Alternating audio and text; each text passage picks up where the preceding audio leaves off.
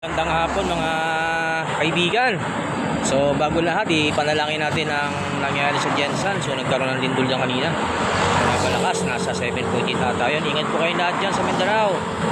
So yan nga po, kanina ay nagkaroon ng hearing ang Blue Ribbon Committee ni Mr. Erwin Tokmol, Baksyon at kay Cayetano naman noong nakaraan. So hindi na talaga natin malaman kung sino talaga yung nagsasabi ng totoo sa kanila. Halatang may pinagtatakpan.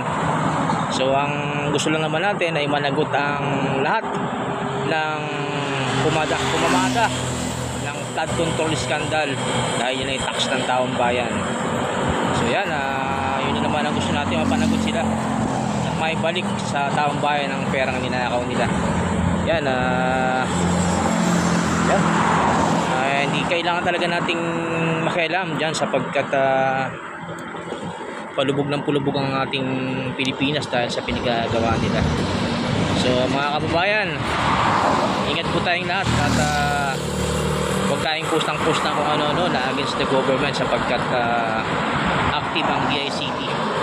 So yan, tulungan lang natin sila na itama yung kanilang mga mali, lalo dyan sa mga congressman at senado na mayroong kanya-kanyang paksyon. Sana doon tayo sa tama, hindi sa kung sinong grupo, kung sino ang tama sa kanila at para sa katotohanan sa flood control scam na yan ay lumabas ang tunay na may sala at manabit sa bayan.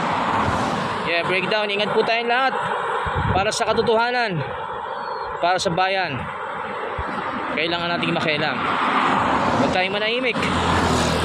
Yan ang kailangan natin, ilabas ang katotohanan, sino ang tunay na may sala sa flood control scandal na yan. Napakalaki na kawa na nangyari sa history ng Pilipinas.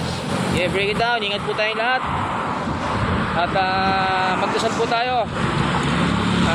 Ipagdasal natin ang mga taong nasalanta ng lindol sa Mindanao at sa pagkakaisa ng mga politikong pulpul at mga kawatan sa gobyerno. Sana po ay magkaisa na kayong lahat at itama nyo ang pinagagawa nyo kalokohan.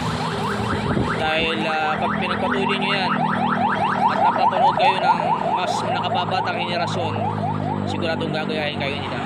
Yeah, break it down. Ingat po lahat. Bye bye.